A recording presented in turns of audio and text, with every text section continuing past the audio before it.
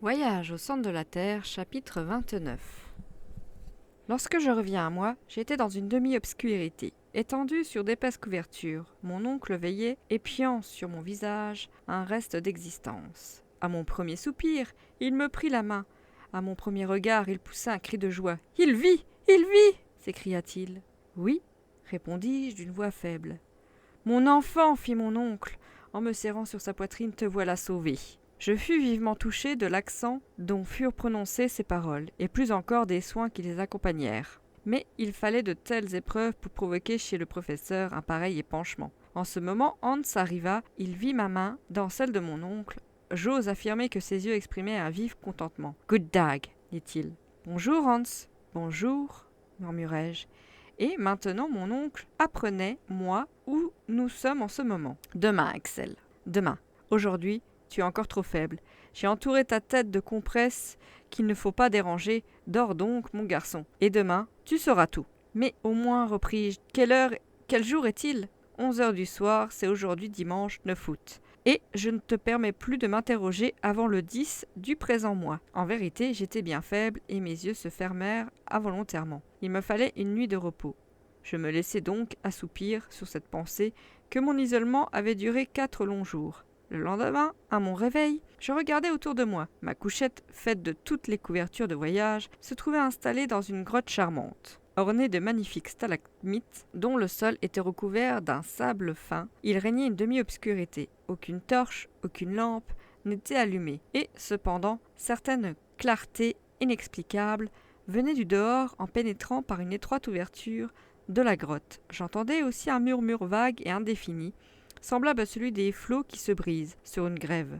Et parfois les sifflements de la brise. Je me demandais si j'étais bien éveillé, si je rêvais encore, si mon cerveau, fêlé dans ma chute, ne percevait pas des bruits purement imaginaires. Cependant, ni mes yeux, ni mes oreilles ne pouvaient se tromper à ce point. C'est un rayon du jour, pensais-je, qui se glisse par cette fente de rochers. Voilà bien le murmure des vagues, voilà le sifflement de la brise. Est-ce que je me trompe ?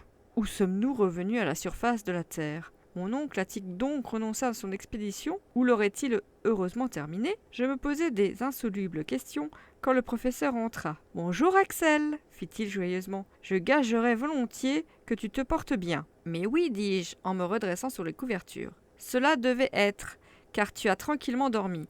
Hans et moi, nous t'avons veillé tour à tour et nous avons vu ta guérison faire des progrès sensibles. En effet, je me sens ragaillardi. Et la preuve, c'est que je ferai honneur au déjeuner que vous voudrez bien me servir. Tu mangeras, mon garçon.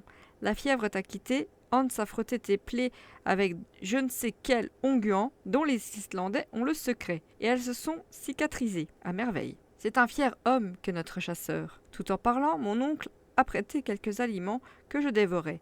Malgré ses recommandations, pendant ce temps, je l'accablais de questions auxquelles il s'empressait de répondre. J'appris alors que ma chute providentielle m'avait précisément amené à l'extrémité d'une galerie presque perpendiculaire. Comme j'étais arrivé au milieu d'un torrent de pierres, dont la moins grosse eût suffi à m'écraser, il fallait en conclure qu'une partie du massif avait glissé avec moi.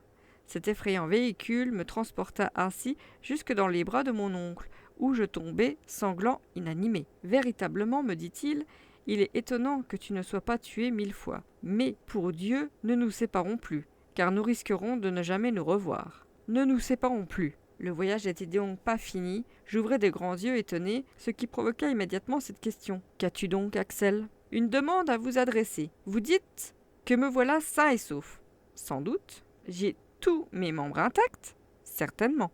Et ma tête ? » ?»« Ta tête, sauf que quelques contusions, est parfaitement à sa place sur tes épaules. » « Eh bien, j'ai peur que mon cerveau ne soit dérangé. »« Dérangé ? Oui, nous ne sommes pas revenus à la surface du globe ? » ?»« Non, certes. Alors, il faut que je sois fou, car j'aperçois la lumière du jour, j'entends le bruit du vent qui souffle et de la mer qui se brise. »« Ah, n'est-ce que cela ? M'expliqueriez-vous ? » ?»« Je t'expliquerai rien, car c'est inexplicable. Mais tu verras et tu comprendras que la science géologique n'a pas encore dit son dernier mot. » « Sortons donc, m'écriai-je en me levant brusquement. Non, Axel, non. Le grand air pourrait te faire du mal. »« Le grand air ? » ?»« Oui, le vent est assez violent. Je ne veux pas que tu t'exposes ainsi. Mais je vous assure que je me porte à merveille. Un peu de patience, mon garçon. Une rechute nous mettrait dans l'embarras, et il ne faut pas perdre de temps, car la traversée peut être longue. La traversée? Oui, repose-toi encore aujourd'hui, et nous nous embarquerons demain.